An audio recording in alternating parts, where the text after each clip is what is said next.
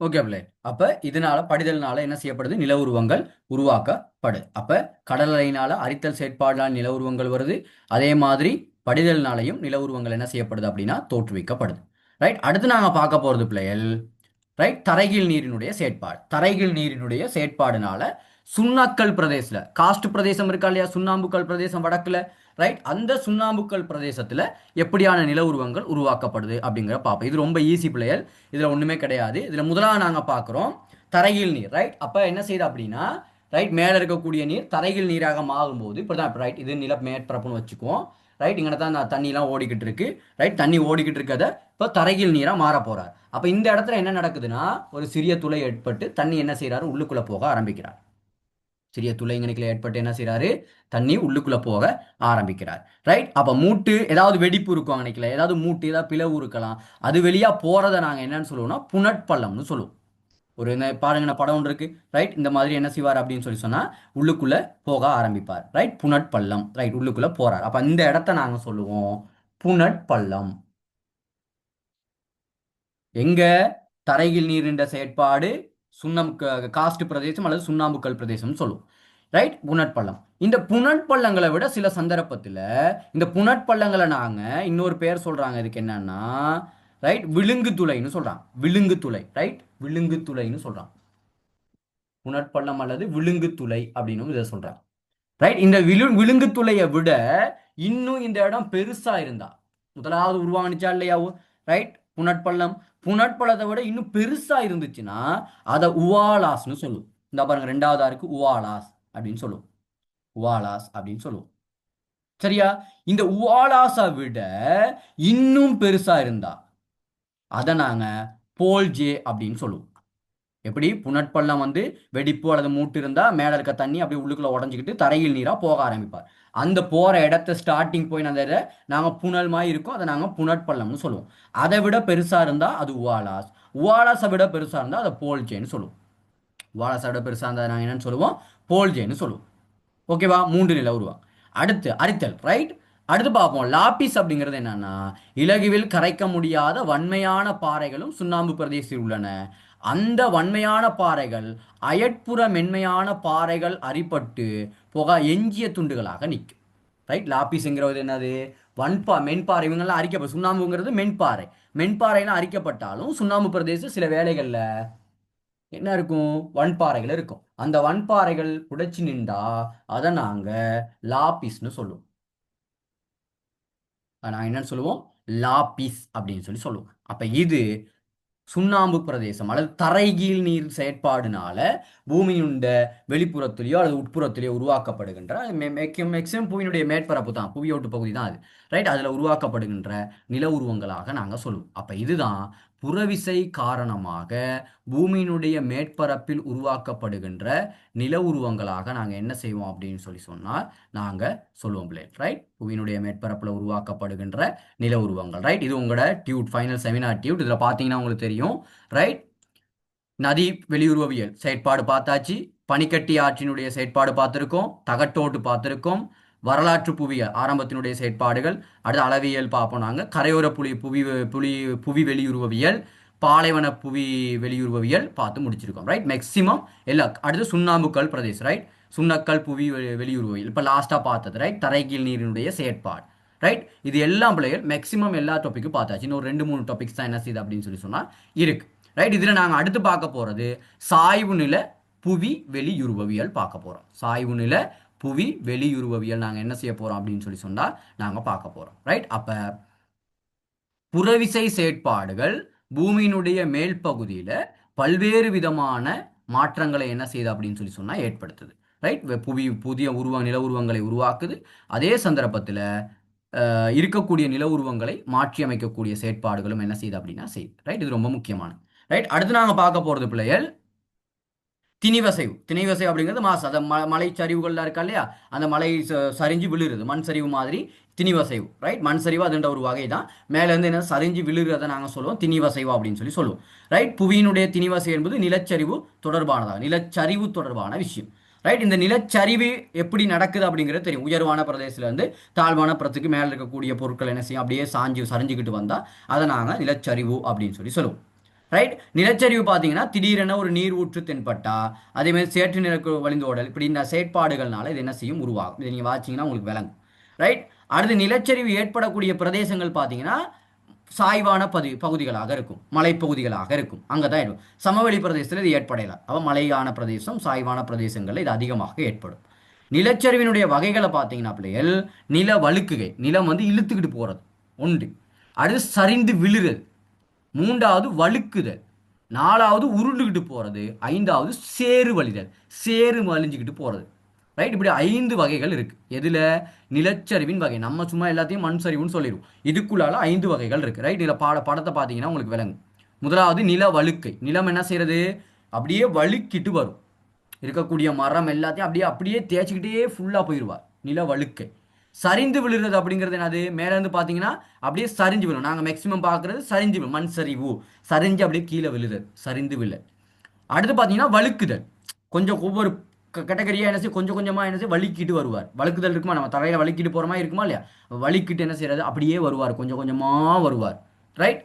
அடுத்து பார்த்தீங்கன்னா பாறை உருளுதல். உருளுதல் அப்படிங்கிறது என்னது? பாறை மேலேருந்து பாறை உருண்டுக்கிட்டு வருமா இல்லையா, அது பாறை உருளுதல் அப்படின்னு சொல்லுவோம். கடைசி சேறு வழிதல் அப்படிங்கிறது, அது மட்பாய்ச்ச மண் என்ன செய்யும், தண்ணியோட கலந்து. இப்போ லாஸ்ட்டாக வந்து நான் நினைக்கிறேன் எந்த ஏரியான்னு தெரியல, இந்தியாவில் இப்போ 2 நாளைக்கு முன்னாடி ஒரு பெரிய ஒரு நதியினுடைய ஓட்டத்தில் அப்படியே வரும் எல்லாம், நீங்கள் பார்த்தீங்கன்னா தெரியும். அப்போ மண் சேறு வழிதல் அப்படின்னு சொல்லுவோம். அப்படியே எல்லாத்தையும் இழுத்துக்கிட்டு அப்படியே போகும். ரைட். அப்போ திணிவசைவுல 5 வகைகள் இருக்கு பிள்ளைகள். ஒன்று நில வழுக்குகை, சரிந்து விழுதல், வழுக்குதல், பாறை உருளுதல், சேறு விழுதல் அப்படின்னு சொல்லி நாங்கள் 5 விதமாக இதை என்ன செய்வோம் பார்ப்போம். ரைட். இந்த நிலச்சரிவை தோற்றுவிக்கும் காரணிகள் நீங்க பாத்தீங்கன்னா பௌதிக காரணி, மானிட காரணி இருக்கு. பௌதிக காரணி பாத்தீங்கன்னா மழை வீழ்ச்சி. சரி, மழை வீழ்ச்சி அதிகமா இருந்தா தான் மண் சரிவு ஏற்படும். எப்பெல்லாம் மழை கூடுதோ அப்பெல்லாம் மண் சரிவு வருதுன்னு சொல்லுவாங்க. அப்ப மழை வீழ்ச்சியினுடைய அதிகரிப்பு. நிலத்தினுடைய சாய்வு தன்மை. அடுத்து புவி தரையினுடைய கட்டமைப்பு. நாம எப்படி தண்ணி போயிட்டு அப்படி இப்படி ஊறி போயிருந்தா வேகமாக இடிஞ்சுக்கிட்டு வந்துடும். அடுத்து புவி அதிர்வு, நிலநடுக்கம். அங்க பார்த்தோமா இல்லையா, தகட்டசைவுலாம். தகட்டசைவாய் நிலம் அதிர்ந்துச்சுன்னா மண் சரிவு ஏற்படும். தாய்ப்பாறை சிதைவுறுதல். அதே மாதிரி தரைகள் நீரினுடைய சைடு அதிகமாக தரைகள் நீர் அந்த இடத்த மண்ணை அப்படியே ஊற வச்சுக்கிட்டே இருந்தால் மண்ணினுடைய நீர் கட்டமைப்பு அதிகரித்தா நீர் என்ன செய்யும், வழுக்க ஆரம்பிக்கும். அப்படியே கொஞ்சம் கொஞ்சமாக வழுக்கிட்டு வருவார். ரைட். அடுத்து பனிக்கட்டிகளினுடைய தாக்கம். இது சில வேளைகளில் இருக்கக்கூடிய மலை அந்த பனிக்கட்டி இருக்கக்கூடிய பிரதேசங்களில் தாக்கத்தை ஏற்படுத்தும். மானிட காரணிகள் பார்த்தீங்கன்னா முறையற்ற விதத்தில் நிலத்தை பயன்படுத்துறது, மேலே கொத்துறது, காடுகள் அழிக்கிறது, அதிக மேய்ச்சல் செயற்பாடுனால நிலம் அமுக்கப்பட்டு என்ன செய்யப்படும், நில சாய்வுகள் ஏற்படும். விளங்குதா? இது மானிட காரணிகளாக நாங்கள் சொல்லுவோம். அப்போ இது திணிவசைவு செயற்பாடாக இருக்கும். நிலம் வந்து வழுக்கிக்கிட்டு கீழே வார செயற்பாடுகளாக இருக்கும். ஓகே. இதோட பிள்ளைகள் புறவிசை முடியுது. அப்போ புறவிசை செயற்பாடுகள் பூமியினுடைய மேற்பரப்புல அல்லது வெளியுருவவியல்ல நில உருவங்களை மாற்றி அமைக்குது, நில உருவங்களை உருவாக்குது. அகவிசை செயற்பாடுகளும் அதே மாதிரி செய்யுது. அப்போ மிகப்பெரிய சாப்டர் தான் இது. இதோட என்ன செய்யுதுன்னா பிள்ளைகள் முடியுது. இது ஏதாவது டவுட்ஸ் இருந்தால் கேளுங்க பிள்ளைகள், நாங்கள் அடுத்த பகுதிக்குள்ளால போவோம். ஏதாவது டவுட்ஸ் இருக்கா பிள்ளைகள்?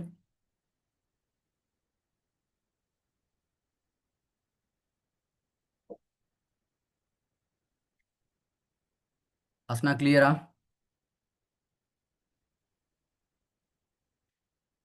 ஓ சார். அதே மாதிரி இமானா, ஆம் சார்.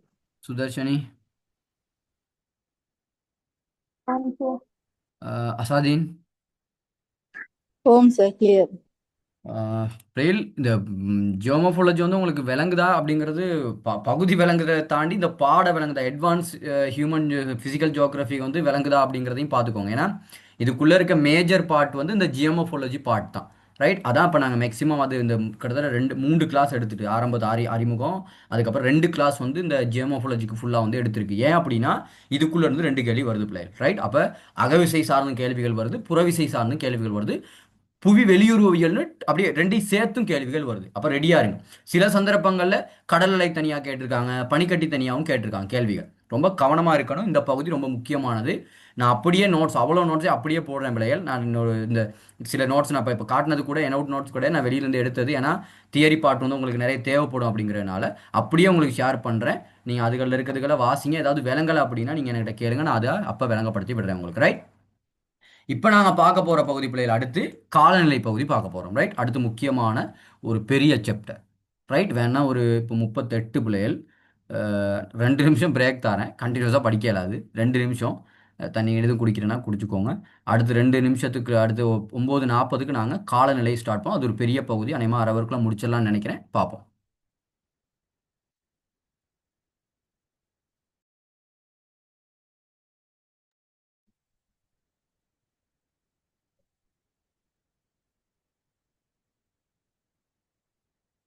ஓகே பிள்ளை, ரைட். அடுத்து நாங்கள் பார்க்க போகிற முக்கியமான பகுதி எதுன்னு சொன்னால் காலநிலை, ரைட்.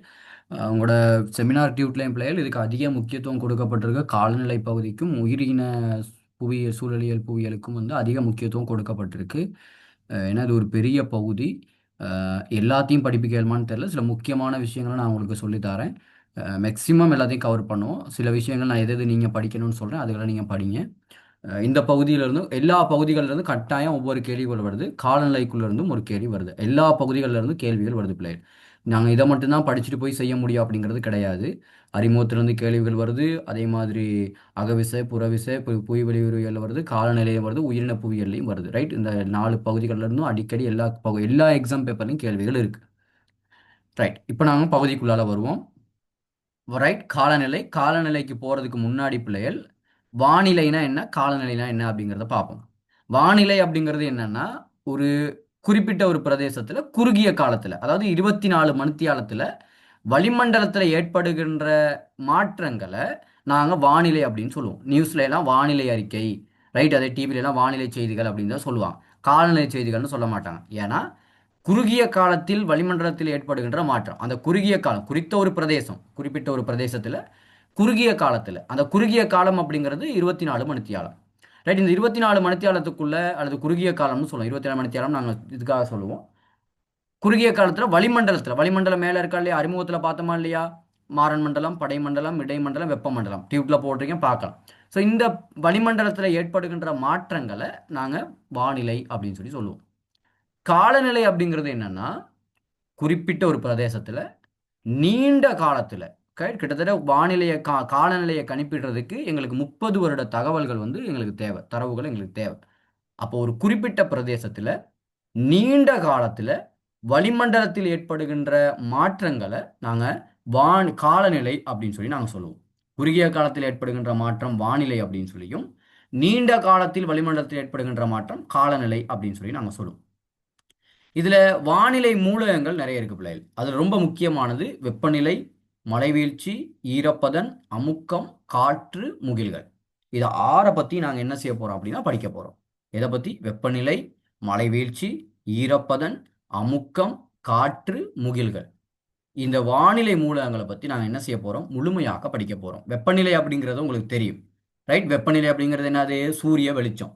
வெப்பநிலை அப்படிங்கிறது யாரு? சூரிய வெளிச்சம் மெயினா இருப்பாரு.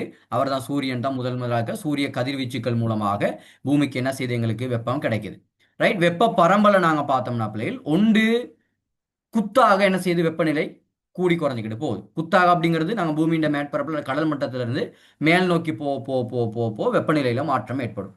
இன்னொன்று கிடையான பரம்பல். வெப்பநிலை குத்தான பரம்பல், கிடையான பரம்பல் அப்படிங்கிறது இப்படி நாங்கள் கிடையா போகும்போது எப்படியான மாற்றங்கள் ஏற்படுது அப்படிங்கிற பார்ப்போம். குத்தான பரம்பலை நாங்கள் பார்க்கும்போது பிள்ளைகள், குத்தான பரம்பலுக்குள்ள மேல் நோக்கி போகும்போது வெப்பநிலையில மாற்றம் ஏற்படும். மாறன் மண்டலத்தை எடுத்துக்கிட்டோம் அப்படின்னா, மேலே போறோமா இல்லையா, மாறன் மண்டலம், நாங்கள் இருக்கிறது மாறன் மண்டலம். மாறன் மண்டலத்தில் மேல் நோக்கி போக போக வெப்பநிலை ஒவ்வொரு 1000 மீட்டருக்கும் 6.4 பாகை செல்சியஸ் குறைவடையும், ரைட். இதை நாங்கள் வெப்ப நழுவு வீதம் அப்படின்னு சொல்லுவோம். மேலே போப்போம். அதனால தான் இமயமலையில் எல்லா மலைகள்லையும் இப்போ கரையோரத்தில் இலங்கையில் பார்த்தோம்னா வெப்பம் கூட, நுவரெலியாவில் குளிர். ஏன்னா உயரம் கூட கூட வெப்பநிலை குறையும். லெஃப்ட் ரைட்னு சொல்லுவோம். உயரம் கூட கூட வெப்பநிலை குறைஞ்சிக்கிட்டே வரும், ரைட். இதை நாங்கள் வெப்ப நழுவு வீதம் அப்படின்னு சொல்லுவோம். சொல்ல விளங்குதா? அப்ப இது மாறமட்டத்தில் நடக்கும். இது குத்தான பரம்பல்ல நடக்கும். இதுல 2 விதங்கள் இருக்குல்ல, 2 இருக்குல்ல.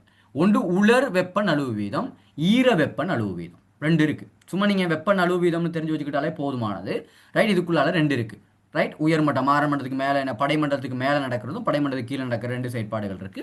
அப்படி 2ஆ நாங்க பிரிக்கலாம். இது குத்தான வெப்பநிலை மாற்றம் அல்லது பரம்பல், ரைட். கிடையான பரம்பலும் இருக்கு பிள்ளை. கிடையான பரம்பலுக்குள்ள நாங்கள் மெயினாக பார்க்கறது என்னன்னு சொல்லி சொன்னால், ரைட். இந்த அகலக்கோடுகள் நெடுங்கோடுகள் நீங்க படிச்சிருக்கீங்களா?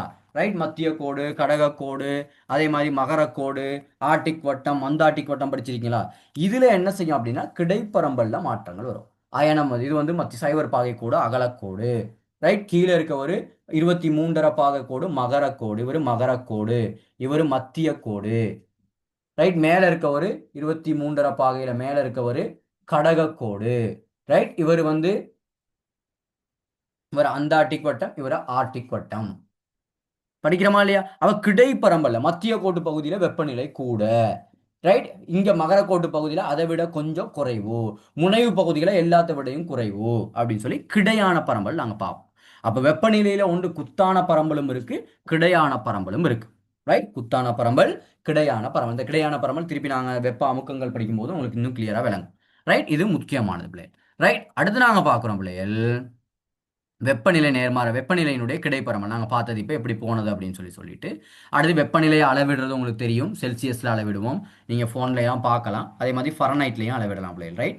ரைட். இதுகள் நாங்கள் பார்க்குறது அடுத்து அது அளக்கக்கூடிய வெப்பமானி அந்த அளவீடுகள்லாம் இருக்குது, நீங்கள் அதெல்லாம் பார்க்கலாம். ரைட். அடுத்து நாங்கள் காலநிலையில் மெயினாக பார்க்க போகிறது பிள்ளைகள் அந்த காரணிக்குள்ளால அமுக்கமும் காற்றுக்களும் நாங்கள் தனியாக படிப்போம். ரைட். வளியினுடைய பாரம் காரணமாக ஏற்படுகின்ற சுழற்சி வளி அமுக்கம். ரைட். வளியின் வளி அப்படிங்கிறது என்னது? வளி காற்று. வளி அப்படிங்கிறது நிற்கிறவர், காற்று அப்படிங்கிறது அசைகிறவர்.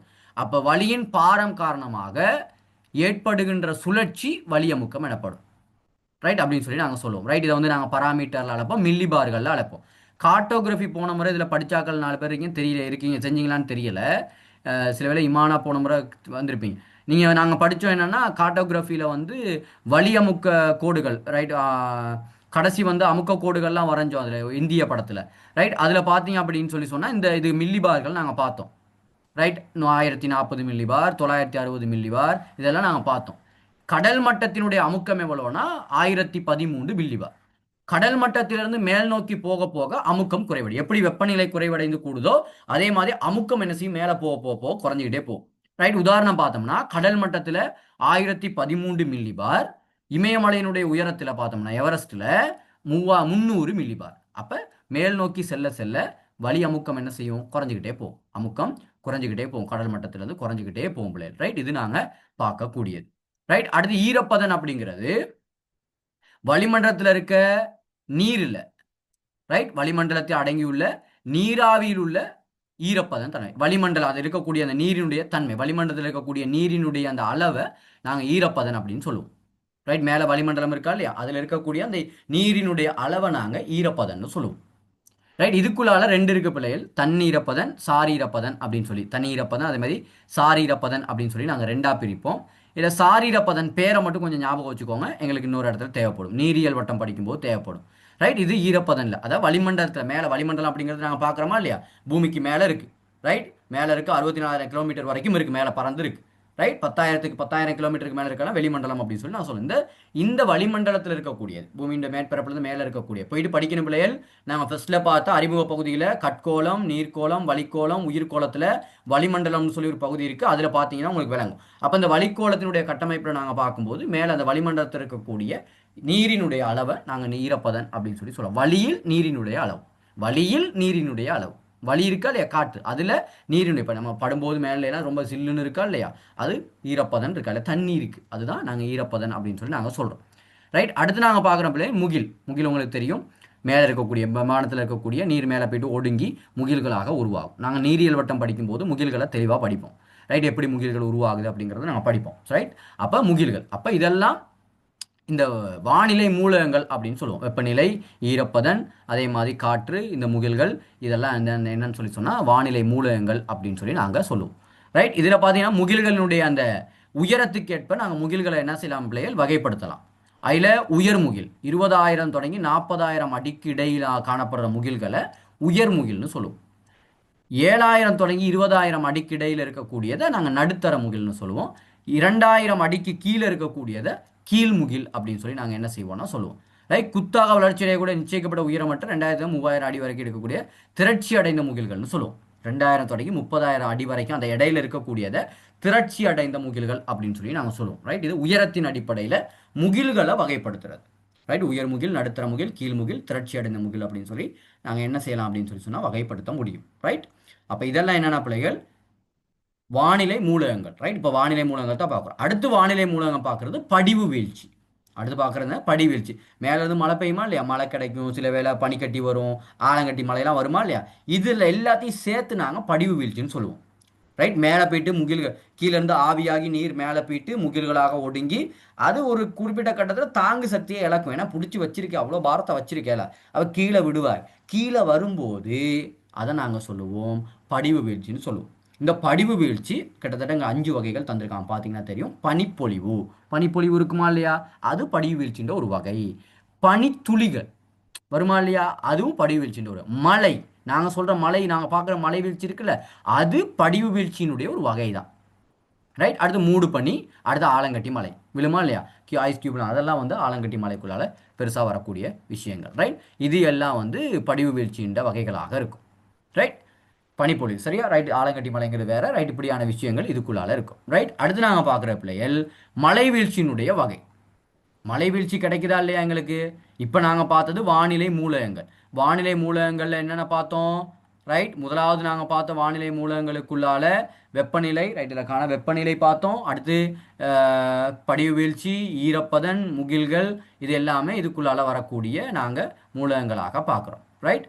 அடுத்து நாங்கள் பார்க்குறோம் பிள்ளைகள் இந்த படிவு வீழ்ச்சி. படிவு வீழ்ச்சின்னு சொல்லப்படுறது இருக்கா இல்லையா? இல்லை மலை வீழ்ச்சி. மலை வீழ்ச்சி இருக்கா இல்லையா? படிவு வீழ்ச்சியில் இப்போ மலை வீழ்ச்சிக்கு வந்துடுவோம். மலை வீழ்ச்சியை எப்படியெல்லாம் நாங்கள் பெற்றுக்கொள்கிறோம்? ரைட். மழை கிடைக்குதா இல்லையா எங்களுக்கு? என்னென்ன வகையில் நாங்கள் மலைகளை பெற்றுக்கொள்கிறோம் அப்படிங்கிறத நாங்கள் தெரிஞ்சுக்கணும். அதில் கணக்கில் பாருங்க பிள்ளைகள் 4 இருக்குது. நாங்கள் 3 முக்கியமாக பார்ப்போம். ரைட். ஒன்று மேற்காவுகை மலை என்னன்னு சொல்லி பார்ப்போம். ரைட். ஒன்று என்னது? மேற்காவுகை மலை. ரெண்டாவது அமுக்க வேறுபாடுனால மலைகள் வரும். ரெண்டாவது என்னது? அமுக்க வேறுபாடு என்னன்னு சொல்லி பார்ப்போம். மூன்றாவது மேற்பரப்பு காற்று, பருவக்காற்று மலைன்னு நாங்கள் சொல்லுவோமா இல்லையா? வடகீழ் பருவக்காற்று, தென்மேல் பருவக்காற்று மலைன்னு சொல்லுவோமா இல்லையா? ரைட். அதான் இந்த மேற்பரப்பு காற்று மலை அப்படின்னு சொல்லி சொல்லுவோம். அடுத்து வழித்திணிவுன்னு ஒன்று இருக்கு. ரைட். அது பார்க்குறேன்னா பார்ப்போம், அப்படின்னா பார்ப்போம். மேற்காவுகை மலை அப்படிங்கிறது என்னென்ன பிள்ளைகள்? ரைட். பூமியின் மேற்பரப்பு இருக்கும். ரைட். காலை பொழுதுல பார்த்தீங்கன்னா சரியான வெயிலாக இருக்கும். இந்த மே மாதம்லாம் சரியான காலையில் வெயில் அடிக்கும். வெயில் அடிக்கும் போது என்ன செய்யும்? முகில்கள் நீரெல்லாம் ஆவியாகி மேலே போவார். மேலே போய் கிட்டத்திலே முகில்களாக என்ன செஞ்சிருவாங்கன்னா ஒடுங்கிடுவாங்க. ரைட். மாலை பொழுதுல மழையாக வருவாங்க. காலையில் எப்படி இருக்கும்? சரியான வெயிலாக இருக்கும் பகல் பொழுதுல எல்லாம். மாலை வேளையில் சரியான மழை பெய்யும். அதை தான் நாங்கள் மேற்காவுகை மலைன்னு சொல்லி சொல்லுவோம். அதை நாங்கள் என்னன்னு சொல்லுவோம்? மேற்காவுகை மலை. அப்போ இது முதலாவது முறை, மழை கிடைக்கிற முதலாவது முறை. ரைட். இதில் பார்த்தீங்கன்னா இருக்கு. ரைட். வெப்பமடை நீராய் மேலே போயிட்டு மாலை வேலையாகும் போது மேற்காவுகை செயல்முறையினோட முகில்கள் உச்சமடையும் வரை வரை சேர்ந்து பகல் வேளையில் அதிக வெப்பமாக இருக்கும். இடிமின்னக்கூடிய மழை ஈவினிங் என்ன செய்வார்னா கிடைப்பார். இடிமின்னலோட வரவர் மழை. ரைட். ரெண்டாவது அமுக்க வேறுபாடு. பிள்ளைகள் அமுக்கம் வந்து 2 அமுக்கங்கள் இருக்கு பிரதானமா. ஒன்று உயரமுக்கம். ஒன்றெனாது? உயரமுக்கம். ரெண்டாவது தாளமுக்கம். தாள் அமுக்கம் ரெண்டையும் பிரித்து தான் எழுதணும் பிள்ளைகள். தாள் அமுக்கம் நான் சேர்த்து எழுதிட்டேன். ரைட். உயரமுக்கம். ரைட். உயரமுக்கம் அப்படிங்கிறது H. ரைட். நாங்கள் வச்சுக்கோம். ரைட். ரைட். உயரமுக்கம் அப்படிங்கிறது என்னன்னா பிள்ளைகள்? ரைட். குளிர்தன்மை அதிகமாக இருந்தா, குளிர்ச்சி அதிகமாக இருந்தால் எப்படி? ரைட். குளிர்ச்சி அதிகமாக இருந்தா உயரமுக்கமாக இருக்கும். குளிர்ச்சி அதிகமாக இருந்தா எப்படி இருக்கும்? உயரமுக்கமா இருக்கும். வெப்பம் அதிகமா இருந்தா தாளமுக்கமாக இருக்கும்.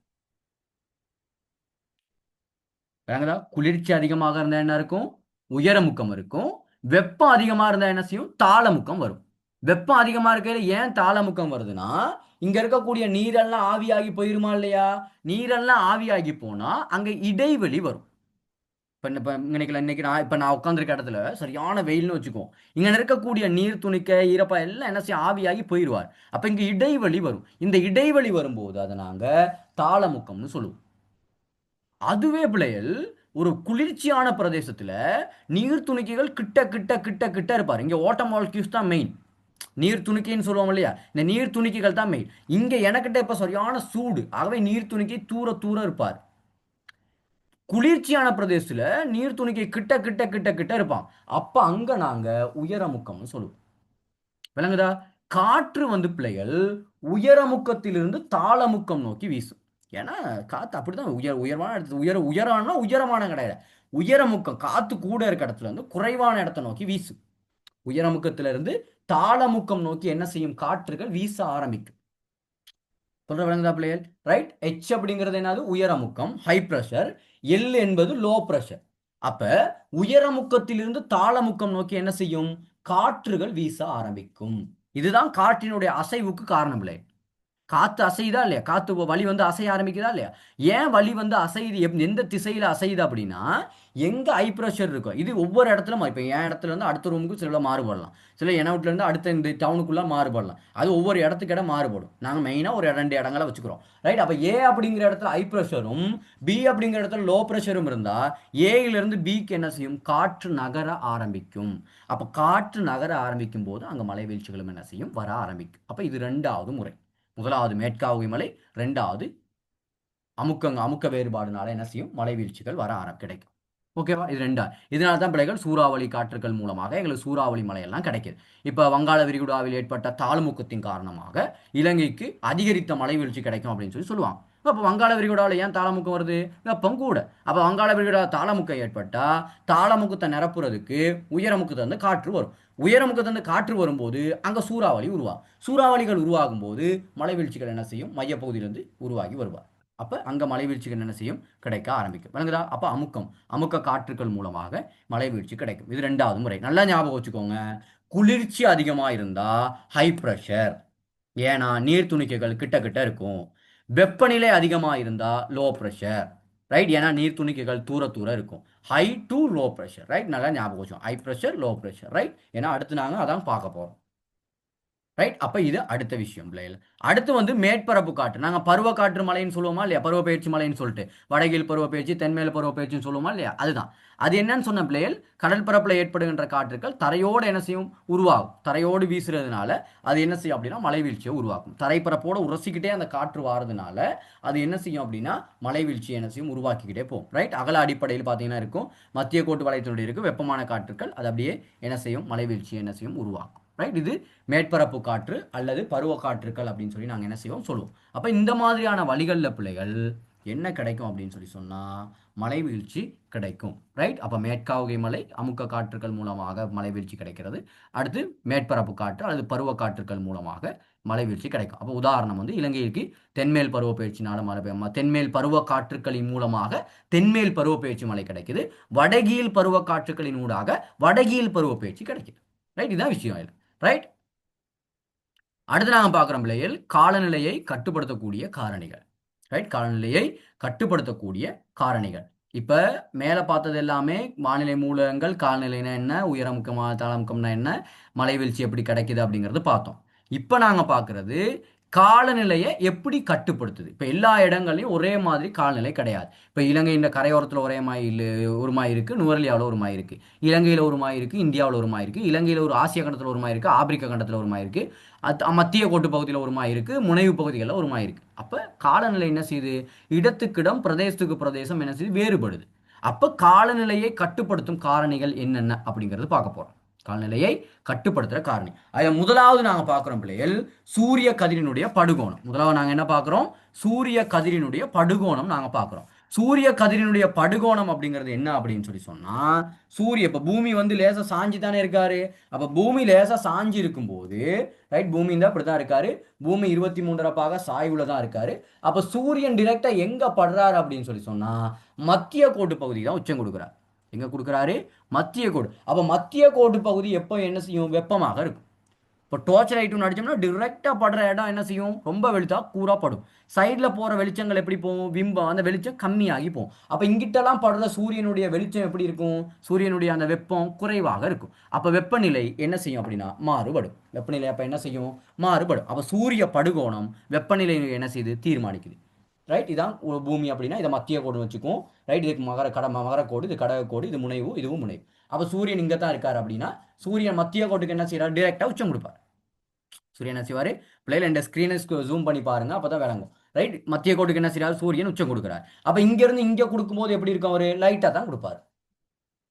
சொல்லுங்க. அப்ப மத்திய கோட்டு பகுதியில வெப்பநிலை அதிகமாகவும் ஏனைய பகுதிகளில் வெப்பநிலை குறைவாகவும் இருக்கும். அப்ப காலநிலையை கட்டுப்படுத்துற முக்கியமான காரணம் யாரு? சூரிய கதிரின் செறிவு. ரைட், முதலாவது என்ன பார்க்குறோம்? சூரிய கதிர்களுடைய செறிவு. அதாவது செறிவு அப்படிங்கிறது படுற அளவு. எவ்வளோ அளவு படு, செறிவு அப்படி படுற அளவு. அப்போ அளவின் அடிப்படையில் காலநிலை என்ன செய்யப்படுது? கட்டுப்படுத்தப்படுது. அடுத்து ரொம்ப முக்கியமான பிள்ளைகள் இன்னொன்று, இது சூரிய கதிரினுடைய படுகோணத்தின் அடிப்படையில் நாங்கள் பார்க்குறோம். அடுத்து சூரிய கதிரினுடைய செறிவு இன்னும் படுற வீதம், பூமிக்கு படுற வீதம். பூமிக்கு மேலேருந்து வார சூரிய கதிர் முழுமையாக பூமிக்கு வராது. பூமியில் என்ன செய்யும்? தெரிப்படைஞ்சு போயிடுவார். 51% கதிர்கள் தான் பூமிக்கு என்ன செய்து வருது. ரைட், அதுலேயும் தெரிப்படைஞ்சு போகிற வீதம் வந்து ரொம்ப கம்மி. ஒரு வீதம் தான் மேலே தெரிப்படைஞ்சு போவார். மிச்சம் எல்லாம் உறிஞ்சப்படும், ஏன்னா கடத்தப்படும், எல்லா விஷயங்களும். மேலேருந்து வரும்போதே 13% எங்கே கடத்தப்பட்டுரும்? வளிமண்டலத்தில் கடத்தப்பட்டுரும். ரைட், மிச்சம் இருக்கக்கூடிய 36% வந்து பாருங்க எது? உறிஞ்சப்பட்டுரும். மனிதக்கான பல்வேறு வாயுக்கள்னால உறிஞ்சப்பட்டுரும். அப்போ உறிஞ்சப்பட்டதுக்கு அப்புறம் மிச்சம் இருக்கவர் தான் வருவார். அப்போ முழுமையான வெப்பம் என்ன செய்யறங்க? வாரதில்லை. அது என்ன செய்யுது அப்படின்னு சொல்லி சொன்னால் காலநிலையில் மாற்றங்களை ஏற்படுத்து. ரைட், இதில் முதலாவது நாங்கள் சூரிய கதிரினுடைய படுகோணம், அடுத்து இதனுடைய அளவுகள் நாங்கள் பார்த்தோம். ரைட், இது ரெண்டாவது இருக்க தான் முதலாவது நாங்கள் பார்த்தோம். அகலக்கோட்டினுடைய அடிப்படையில் சூரிய கதிரினுடைய படுகோணம் முதலாவது நாங்கள் பார்த்தது. முதலாவது அடுத்து டிஸ்கஸ் பண்ணது வந்து இது முதலாவது சூரிய கதிரினுடைய செறிவு. ரைட், அது நாங்கள் பார்க்குறது. அடுத்து சமுத்திரம் மற்றும் தரை பரம்பல்.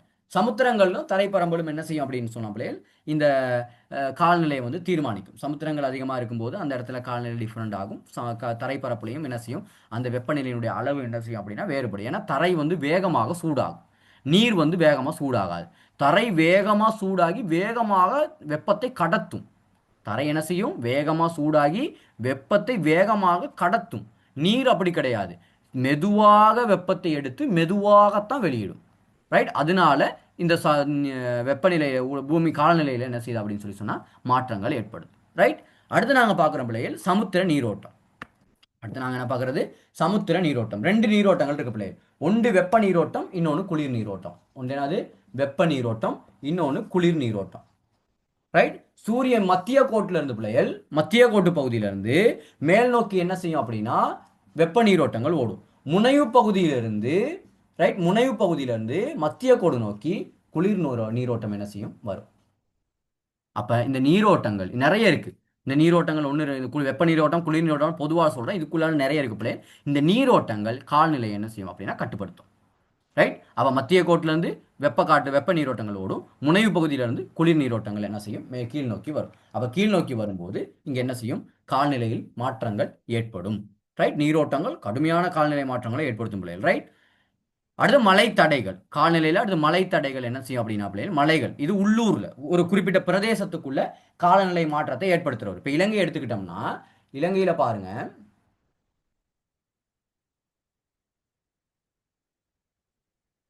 ரைட், இலங்கையை நாங்கள் எடுத்துக்கிட்டோம்னா பிள்ளைகள், இலங்கைக்குள்ளால ரைட் இங்க தென்மேல் பருவப்பெயர்ச்சி மழை வீசும்போது இந்த பக்கம் தென்மேல் பருவக்காற்று மழை வீசுது அப்படின்னா, இந்த தென்மேல் பருவக்காற்று மழை மத்திய மலை பிரதேசத்தை தாண்டி இங்க மட்டக்களப்புக்கோ இதுக்கு என்ன செய்ய அதிகமா வராது.